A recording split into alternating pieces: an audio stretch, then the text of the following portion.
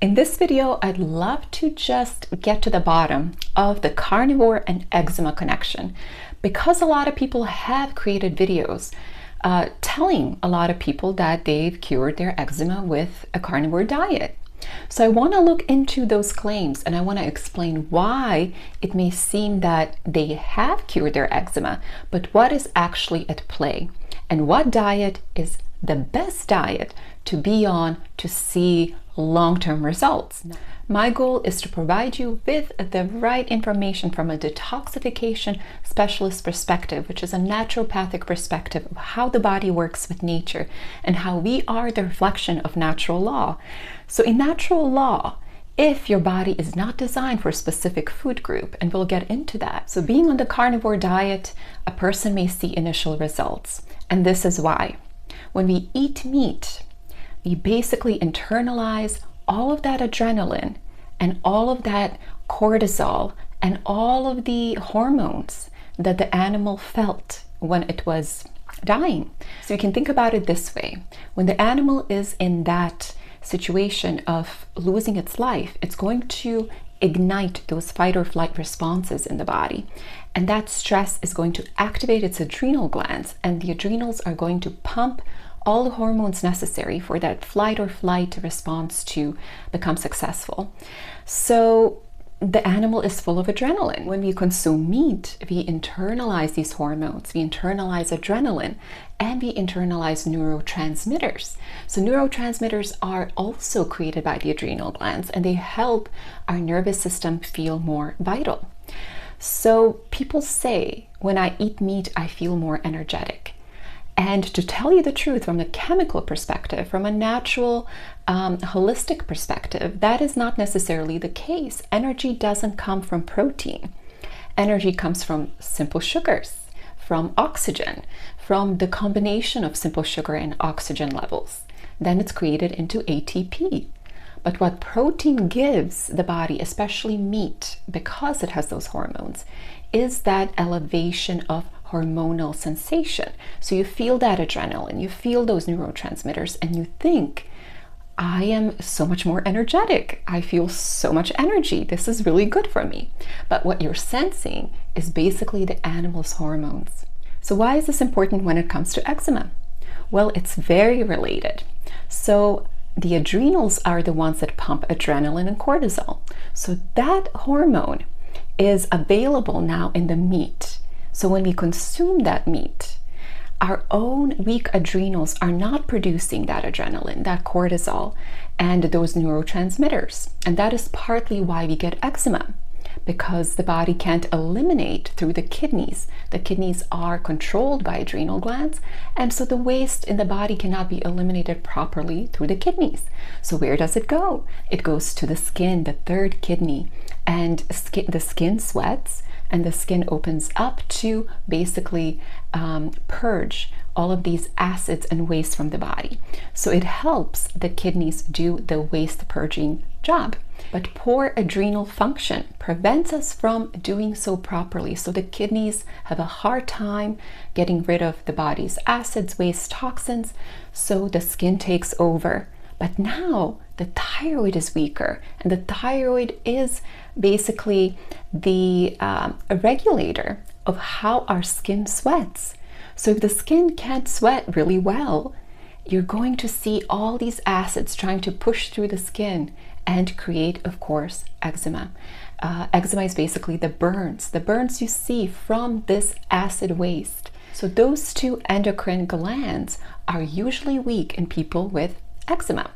So now you have somebody who eats meat, and all those hormones that they don't necessarily have in plentifulness are being given to them by this secondary source, this animal. So in a way, the meat acts like treatment.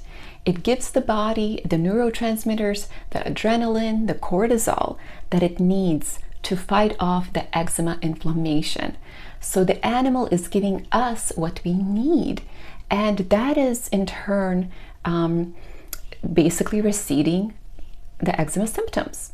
But what happens if we stop eating the meat? Then the eczema will come back full force, because we have not addressed the root cause of what causes it, and that is weaker endocrine system and waste. Our body is full of waste, and it needs all those elimination channels to open up so it can detoxify and then rebuild. And that is the point of detoxification and the alkaline diet. So again, I see meat as a treatment, just another treatment out of many hundreds of treatments out there that are recommended for eczema. It acts kind of like a steroid cream. Steroid creams you put on and you make sure they're always on so you don't see those symptoms. But once you stop using them, then of course the eczema will come back full force.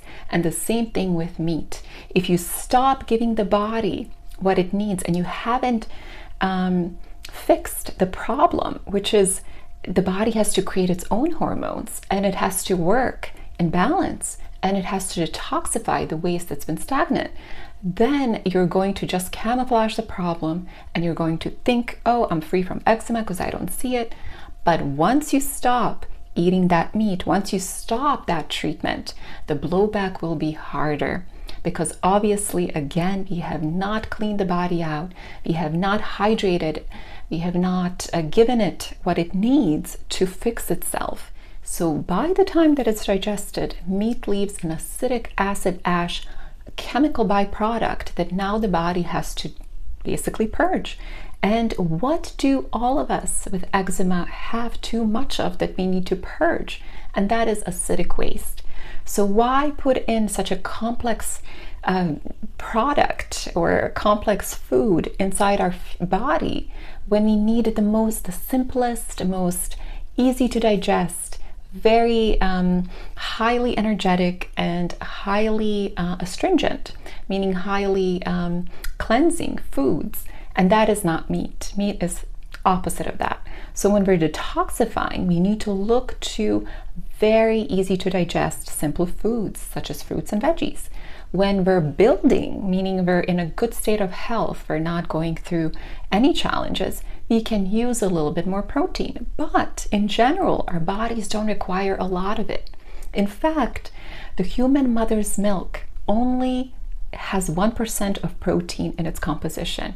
Most other compounds that it has are carbohydrates, which is the highest compound, and then lipids, which is the fats. So 1% of protein is all that the body really needs to feel healthy. From a biochemical perspective, protein is extremely tough on the body, meaning the body exerts a lot of its resources to take care of it. And all it needs is the building compounds of the protein molecule, which are the amino acids. So amino acids are the building blocks of proteins. And that's what the body needs, a simple form. So it goes to that form. And you can find that form in fruits and veggies. So the body now has to go through all of these chemical processes of decomposition, denaturing, making sure everything is broken down to then use what it needs. And that is called complexity. And we want to stay away from complexity when we heal. So when it comes to healing and the healing journey, remember, simplicity of foods is key. You don't want to have large meals with different types of groups of foods, so starches and proteins and sugars all at once, because all of them have different digestive needs, and putting them together is going to burden your digestive tract and is going to detract from all that energy the body needs to purge the waste, to give you energy for activity and to heal. Alkaline foods are astringent, meaning they clean the body very well. They're basically detoxifying, so they give the body the energy to detoxify and regenerate tissue. And those are primarily found in qualities found in fruits. When it comes to vegetables, vegetables are a little bit more complex than the fruits, and they are better builders. They're great at building the body. So together, when you synergize their properties, they're exactly what we need to sustain best health. So alkaline foods are not only the best cleansers found in nature, but they also provide the body with the nutrition that it needs in a holistic sense, meaning everything is found in the best ratios that nature intended in fruits and veggies. So you do have the fats, you do have the proteins in the simplest form, you do have the sugars, the simple sugars that feed the cells and help them elevate and function. Think of the body as a machine. When you give a machine a lot of something that's really hard to process, over time, that is going to basically weigh that machine down, and the machine is going to decay, and it's going to wear and tear. So that's exactly what happens to the body. To keep it in the best condition, to keep it detoxifying when it needs to detoxify, to give it the energy to self-heal, you need that basically chemistry, the strength, the vitality of fruits and veggies.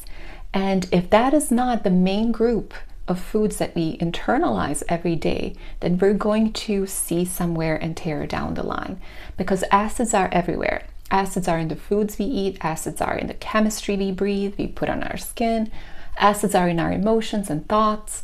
So to offset a lot of this acidic chemistry, we can bring in fuel chemistry that is alkaline, meaning if you have two sides of chemistry, the acidic and the alkaline, and everything in nature can be found on that scale, you want to bring in more of that alkalinity to offset all of that acidity. And that acidity is also found in every day in how our cells behave, how our cells function. The metabolic processes of cells create acids every day, and those acids are basically their waste, their poo and pee. So all of this accumulates. So fruits in particular have been indispensable on my eczema healing journey.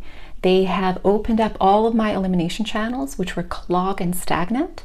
And when the kidneys started filtering better and my skin started sweating better, because I'm feeding all the systems with this high electricity, this chemistry that's cleansing and electrical, then everything started revving up and working.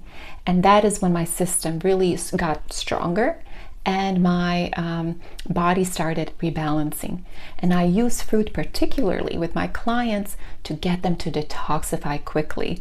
So understanding the body, understanding chemistry is extremely important, and not looking into what works initially, what is helping my skin initially. Anything can, when the body's in the rebalancing state, when we're changing our diets, when we're on a detox, if we're giving it a lot of even carnivore, it's going to be in a state of flux.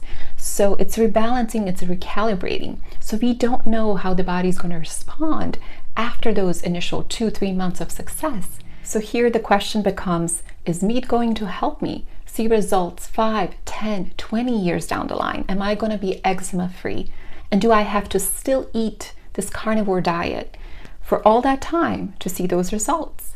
And if that's the case, what are the effects of eating so much meat over time? And we know that high protein diets are not very good for the kidneys, are not very good for the prostate and the endocrine system, are not very good for the ovaries and uterus, and are very, very detrimental to the guts. So we want to be careful. We don't want to go into high protein anything. We want to stay balanced and have more of the fruits and vegetables, which keep us in the highest state of elevation in terms of energy, and which actually fix the systems. They don't treat the systems, they go into the tissues, they regenerate, and that is the key. But here's the caveat. A lot of people that start going into these higher energetic foods and they experience detox symptoms. They want to heal and they start seeing the results of the detox, which are less than enjoyable, because the detox symptoms can be worse before your body starts to feel and look better. So you may have, your skin may, flare up even more, because all of those systems are now engaged in purging waste. So the acids are trying to come out, and everything is being as I said, recalibrated. So the detox symptoms are basically the symptoms of the body hydrating. So everything that's hydrated, the body then wants to release all the toxins, waste that it couldn't before. Cationic states in the body cause the body to suppress. So acids can be suppressed into tumors and all of that. And we don't see that because it's in that dehydration, repressed state. But when things start coming out and oozing through our body, things are exploding on us, we're losing a bit of hair, we're getting flu and cold symptoms, that is actually not a bad sign. Initially, that is a great sign because you're detoxifying, your body's purging what it doesn't want. So you have to stay on that journey, not get too scared, thinking what you're doing is actually detrimental and it's not working for you, and you're less energetic and you're seeing all these crazy results, and then you go back on the carnivore. No, you basically ride through those detox symptoms, you have your goal in sight, and then after a week or 2 or 3, you're a different person. Everything starts working better, you feel much better, you see results, and that is going to become more sustainable over time. You're going to see less and less of the symptoms, and for a long-term period, not just because you're suppressing the symptoms, as in the carnivore diet, you're adding acids, but you're also giving the hormones to activate those adrenal glands, which then activate the kidney function. We're not gonna, do that with the fruits or veggies. Fruits and veggies are there to heal, not to suppress and camouflage and mask, and to be used as a treatment. So that is something to keep in mind, because a lot of people think the healing journey should be pretty, and usually it isn't. It takes a bit of time for the body to readjust to this new chemistry. Imagine being in that acidic state for a long time and then putting in all this alkaline chemistry inside, and now the body has to adjust and it has to go after those weak areas, it has to rebuild. So give it time and be gentle with yourself. The healing process is a transformational process. But on the other side, and I can be a testament to that, you see so many beautiful changes. You become so elevated physically, mentally, spiritually, emotionally. The foods bring you so much energy and so much healing and vitality. And they force you to look more into where you have to do more healing. It is a beautiful journey. So raw, alkaline foods are the key to healing eczema for good. And if you want to learn more about the alkaline foods and what they can do for you and your eczema, I have created a cheat sheet that's printable that you can use for shopping trips and for cooking and to memorize, so you know exactly which foods are going to heal you on this journey. You can find the list and download it in the description below. So thank you so much for watching. I appreciate that you're here and you're learning and you're making those steps to really improve your life and see your health get back on track. I'm proud of you, and I will see you next time.